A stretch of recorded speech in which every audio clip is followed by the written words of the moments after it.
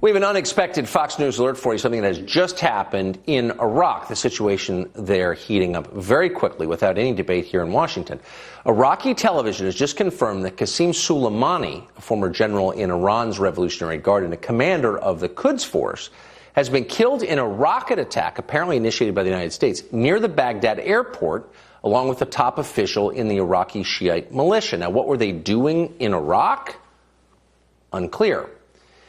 But his death comes several days after tensions kind of came out into the open in that country. Last week, if you've been following this, you know, an American civilian contractor was killed by militants in Iraq. The U.S. government blamed that attack on Iran, and it retaliated with strikes. In response, protesters blockaded the U.S. embassy in Baghdad. It's basically where we were when the show started tonight.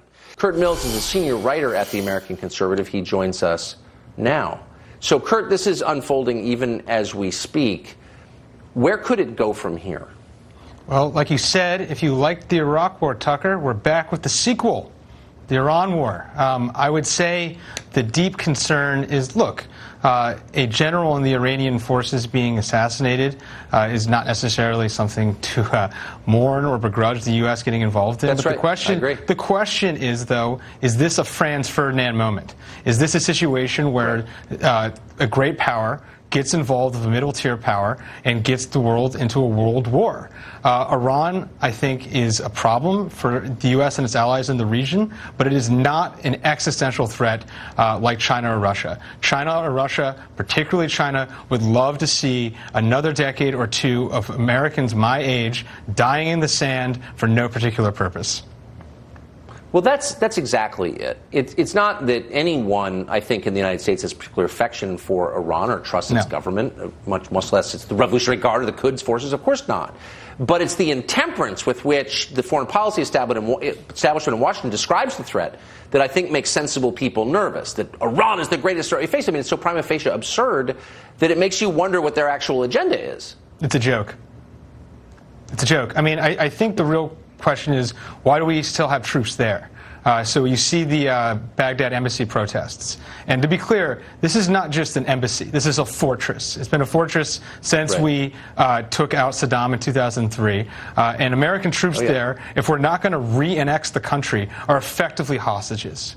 They're sent there. So the question, the president, who I think rightfully ran in 2016 against the Bush legacy, the question is, does he want to re-invade Iraq? I understand there are people in his cabinet that are selling him that Iran is not Iraq. But the fact of the matter is, Iran is quite similar to Iraq. We're talking about Iraq. 16 years later, it's still Iraq. In order to counter Iran, I think the choice is clear. The president should contain Iranian influence in the region, but should avoid a hot war, which we are barreling towards at all costs.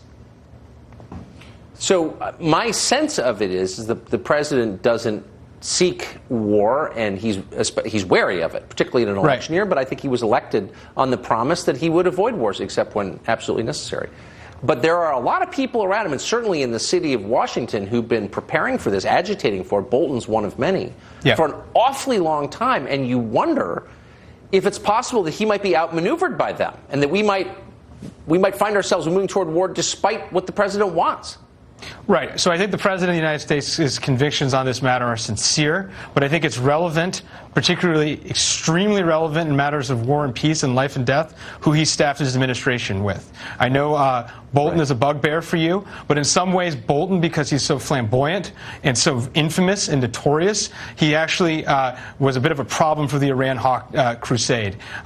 More middleweight, more circumspect managers like Robert C. O'Brien, the Bolton's successor, might actually be more effective at Trojan horsing what I think would be a tragedy in the Middle East. Iran is not Iraq. It's twice as big. It'd be twice as bad. We're weaker than we were 16 years ago. If President George W. Bush struggled to win re-election in 2004, if Trump does this, he's cooked. I think that's right. Curt Mills, great to see you tonight. Thank you for that. Thanks.